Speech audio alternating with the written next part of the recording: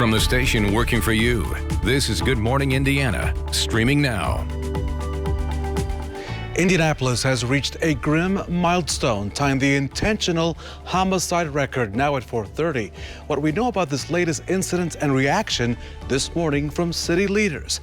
Another record, high number of daily COVID-19 cases right here in the Hoosier State. This morning, we're breaking down what that all means for you. And President Donald Trump says any debate with Joe Biden needs to be in person, or he says, not at all. The latest from Washington this morning, including Biden's response.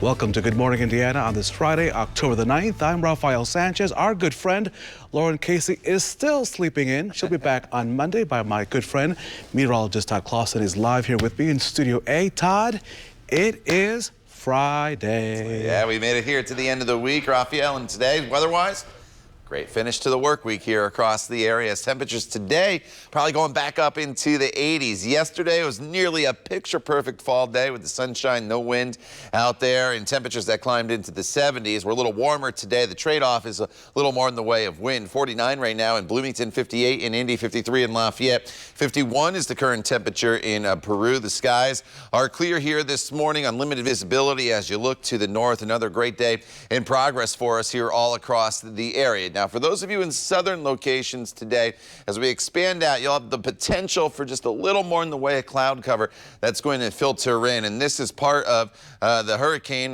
Delta that's down in the Gulf of Mexico. You can see this rain stretching just south of Memphis. We will not get into the rain, but the cloud cover may sneak into some southern counties later on this afternoon, but that is not going to prevent the temperatures from warming. The rest of central Indiana completely sunny today. Just like yesterday, quick warm up through the 50s by 9 a.m. 60s by 11 a.m. and by the noon hour, we are looking at temperatures all the way into the mid-70s. Highs today, probably anywhere from about 82 to 85 degrees across the area. Very summer-like feel. We'll talk more about your extended weekend forecast. Rafael coming up in just a few minutes. Todd, that's looking fantastic, but this is not as we begin with a traffic alert. For those of you traveling into Indianapolis from the west side, there is a major backup on I-74 in Pittsboro near County Road 275 East. A semi was heading east towards Indianapolis when it crashed, and that cab separated from the trailer, spilling its load. As you can see, there are many boxes just strewn around all over the interstate in that area. We're told it will be a while before it's cleaned up and eastbound traffic on 74 can reopen. We'll continue to monitor the situation throughout the morning here on Good Morning Indiana. The time now is 4:32, and we begin, of course, now with a grim update. Indianapolis has tied the intentional homicide record after the shooting death of a man on the city's northeast side. IMPD was called to the area of East 30th Street and Keystone Avenue Thursday evening around 6:30 on reports of a car crash. When officers arrived, they found a man dead inside that vehicle with apparent gunshot wounds. His death is now the 153rd intentional homicide of the year so far here in Indianapolis. If you have any information about this case, you're asked to call Crime Stoppers. Your call can remain anonymous. That number is 317-262-TIPS. Indiana has broken another record, a high day of reported coronavirus cases. 1,488 new cases of COVID-19 were reported by state health officials, those numbers coming in from Thursday. As you can see, this is the third day over the past week that cases have been well above 1,400. Since the pandemic first hit our state, 129,677 Hoosiers have been diagnosed with COVID-19. The 7-day positivity rate has steadily been increasing over the past few weeks. Last week at this time, it was 4.6%. Today, we're at 5.1%. And state health officials also report 16 new deaths in our state. That brings the total number of Hoosiers who died with the virus to 3,515. As you can see on Tuesday, there was a big spike in the number of reported deaths, that number at 30. And we're continuing to keep a close eye on our hospital resources. This is really key. About 33% of Indiana's ICU beds are still available. For some perspective this morning, on Monday, more than 36% of the state's ICU beds were available.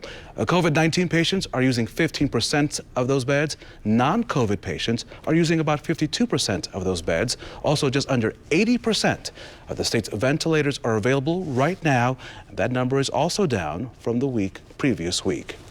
This morning, students at New Palestine High School will be switching to virtual learning.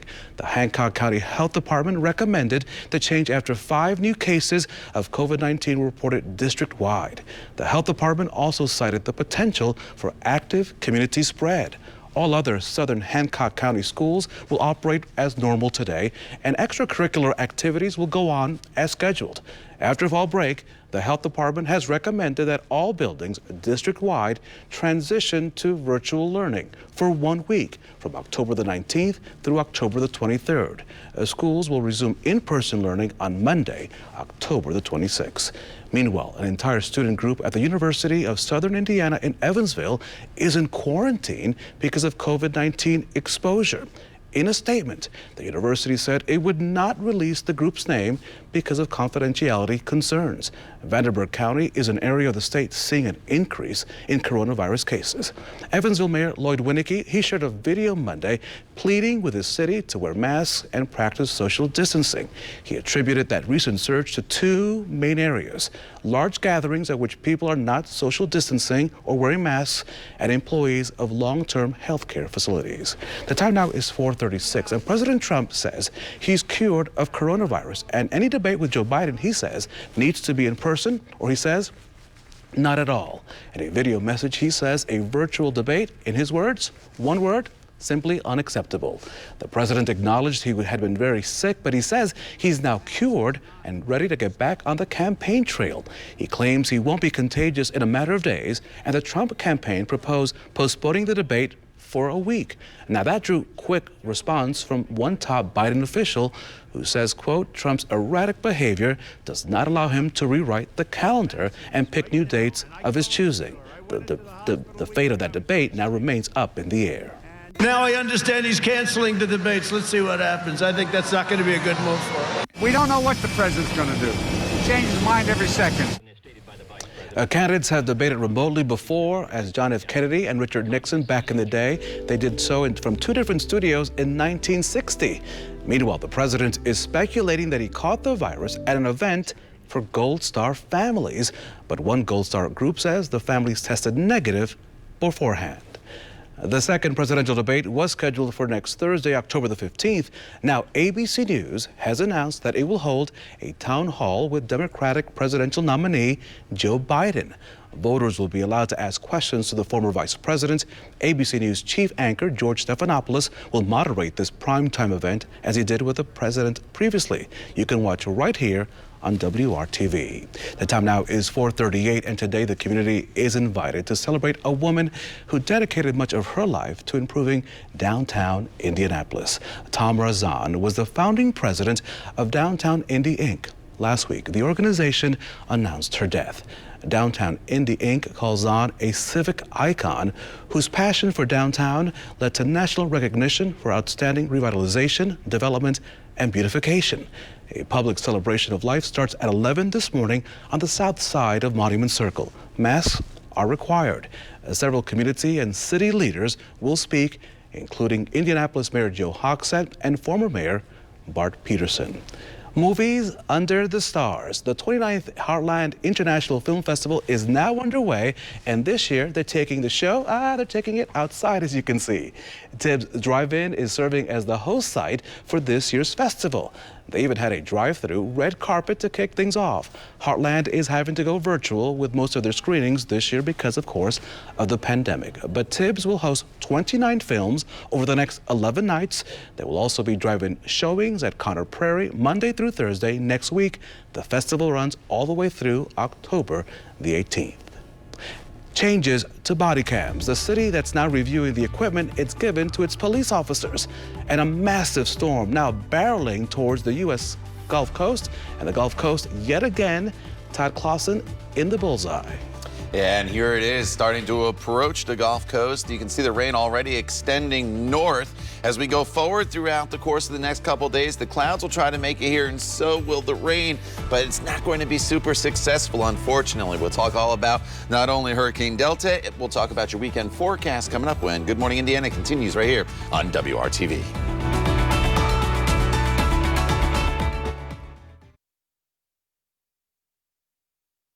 The time now is 4:42. Let's take you to Hamilton County. The Carmel Police Department is making changes to its body cameras, in part because of what happened in this July incident during which a Carmel police officer shot and killed a suspect. The body camera did not show what happened because the camera became dislodged and fell to the ground. It's a problem that WRTV Investigates Kara Kenny has been tracking now for the past 2 years within police departments across our entire state. We warn you, some of this video in this investigation may be disturbing. The point of body cameras is to capture key moments of police interaction. Many departments use them to improve transparency and trust with the community. But WRTV Investigates has found body cams can come off during critical seconds. In July, a Carmel police officer's body camera is rolling as he begins to chase a man suspected of shooting his girlfriend and her mom. The officer's gun knocks his body camera upside down, and then during the chase, it falls to the ground. It remains on the ground as the officer shoots the suspect, only capturing audio. WRTV Investigates uncovered this problem of body cameras becoming dislodged back in 2018. It happened in Muncie when 2 officers' body cameras fell to the ground as they punched and tased a handcuffed suspect. Other agencies have had the same problem with body cameras falling off. I don't know which one's which. Cheers. Baton Rouge police took heat for the deadly shooting of Alton Sterling. Officers' body cameras became dislodged during that incident. To address this, some central Indiana police departments like Lawrence use this kind of body camera where it's fastened inside the uniform. Carmel uses a magnetic mount system. Following the July incident, the agency announced they're ordering new mounts through their vendor Axon. Mounts redesigned to reduce the chance of a camera getting knocked out. Carmel's new mounts pinch the shirt's fabric around the outside, which helps lock it into place. But there's no perfect or ideal solution. So, for example, Dr. Jeremy Carter is the Director of Criminal Justice and Public Safety for the O'Neill School of Public Affairs at IUPUI and says even the body cameras zipped into uniforms can have problems with obstructed video and distorted audio. There are some that attach to hats or around different areas of the officer. And again, they all come with pros and cons in terms of what kind of view shed can you get, what kind of audio. And that's typically why you see it mounted to the chest, is because that is usually the best location for the camera in terms of what it captures, what it can hear. But unfortunately, if you're running, if you're wrestling with someone, I mean, the likelihood of it getting knocked off is the reality. He's helped IMPD with its body camera program. IMPD recently launched body cameras that fasten inside. WRTV Investigates reached out to Axon, who told us they offer many different mounting options. Some mounting options are magnetic and are meant to break away by design so that a subject cannot use the camera or mount to pull the officer toward them. Other mounting options require more force to break away from the officer or uniform, as they're designed to have higher retention to the uniform. We are continually working with customers to improve upon our mounting options. Your tax dollars pay for body cameras. They cost around $50,000 to $100,000 a year, depending on the size of the police agency and the type of service. But like anything, it's not a perfect system. Working for you, Kara Kenny, WRTV. Axon, a company which supplies body cameras to many agencies in central Indiana, went on to tell us in their words the following. Although Axon's products perform at the highest level in the industry, use of force incidents are dynamic and fluid in nature, and all outcomes can be unpredictable. Axon prioritizes the safety of our customers and the people they serve above all else, which is why we remain committed to developing technology and training to protect life in public safety.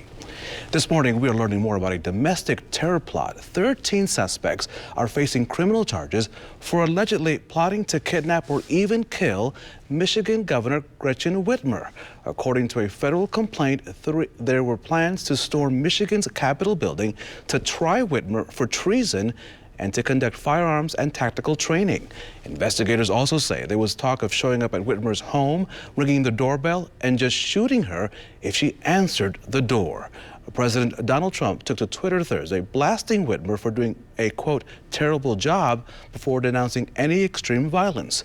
Whitmer, a frequent critic of the president, says the inflammatory rhetoric helped spark that alleged plot. Came very close to a plot that was to kidnap me and to murder. That was what the affidavits say. 6 federal defendants appeared in court on Thursday. 7 other men face a variety of state firearms and terror charges as well. The time now is 4:48, and check that out. That storm is huge. Hurricane Delta is moving closer to the already battered Gulf Coast, expected to make landfall sometime this morning. It's expected to hit in the same areas of Louisiana still dealing with Hurricane Laura's aftermath. That storm was just 6 weeks ago. This morning, tarps have been draped over already hurricane-ravaged homes. But that won't stop life-threatening storm surge that Delta is now predicted to unleash. Parts of Louisiana could see up to 11 feet of water. 2020's relentless hurricane season seeming to show no mercy to this part of the country. Prepare for the worst, pray for the best, and expect somewhere in between. The current forecast has been updated to include a slightly expanded hurricane from what they had previously forecast. Hurricanes are notorious for making last-minute changes, so we will always monitor it minute by minute. Our thoughts are with the people there in the Gulf Coast this morning. Hurricane Delta is back up to a Category 3 storm. We want to go now to Todd with the latest on that, as well as our local forecast. And Todd, really, we said this yesterday, but it's just really to see these images, that's a big storm. Oh, it's a huge storm, Raphael, and a very powerful one. You mentioned Category 3, 120 mile per hour. Sustained winds right now in the center of the storm, which is still over the warm, open waters of the Gulf of Mexico, so it will still likely strengthen a little bit. Some of those outer bands already reaching into Houston, and then not part of the center of the storm, but helping to cause some showers up there in Mississippi as well. We could really use some rainfall from this storm, but we're just not going to get it. Just like all the other hurricanes and tropical storms that have been in the Gulf of Mexico that's made landfall anywhere from Texas to the Florida Panhandle, they've basically curved through the southeastern portion of the country and not really impacted us here in central Indiana, with the exception of some cloud cover. The eye of the storm expected to make landfall here in Louisiana this evening. Here we are at 8 p.m. on TrueCast for you. And then as we work our way throughout the next couple days, as we get into early Saturday, you can see the storm starting to make its way a little further off towards the east, but it kind of breaks apart. We deal with some additional cloud cover throughout the day tomorrow, but for the most part, that precipitation, unfortunately, is going to miss us. There is a front that's going to come through late Sunday, and that's what's going to give us our best opportunity of seeing at least a little bit of rainfall here across the area. Not a whole lot. Skies are clear this morning. Temperatures are in the 40s and 50s. 49 right now in Thorntown, as well as Bloomington, Greenfield, and Richmond at 46 degrees. 58 running a little bit warmer in the city. Brown County would be a great place to be. That's the lookout tower there in the state park. Temperatures will be in the 50s here throughout the day today through about 9 a.m. and then we'll quickly start to warm. Sunset not until 7:50 here this morning, so we have to wait a little while for some of this warming to kick in, but it really does kick in a big-time way as we go throughout the course of the day today. We had some high thin clouds earlier this morning. They basically have faded away. TrueCast shows that we clear out. We have lots of sunshine throughout most of the day. Southern locations, you could get into a little more in the way of cloud cover at times throughout the afternoon hours, but we remain completely dry throughout the day today with highs that will be well above normal. Here we go, back up into the 80s. Our normal high 68, about 84 today in Kokomo, up to about 86 in Lafayette and Frankfort, 84 in Indy, 86 in Martinsville, and then highs in southern locations, maybe a degree or two cooler actually, with those clouds starting to build in during the afternoon hours. Tomorrow, partly sunny skies, 80 degrees. Sunday, mostly cloudy at times with about a 20% chance of a storm as that front comes through, but the bulk of the shower activity, if we see it at all, will be on Monday with a high of 79. And then next week, cooler, more seasonable, but still above normal with plenty of sunshine, Raphael. That is a good-looking forecast. Todd Clausen, thank you so much. An update this morning on a traffic incident from overnight. The westbound lanes of I-74 are back open in the Pittsboro area after being shut down for several hours because of a semi-truck crash. That crash happened overnight near County Road 275 East. Our photojournalist Eldon Wheeler shot these images of the semi-truck's load just strewn all over the interstate. Again, the good news this morning at 4:52, INDOT now says they have cleared the crash scene and I-74 westbound is open once again. That is good news on this Friday. So NASA wants to know what is in your moon survival kit. I didn't know we needed a moon survival kit. Coming up, how your answers could help shape the future of space travel. You're watching Good Morning Indiana on this Friday right here on WRTV.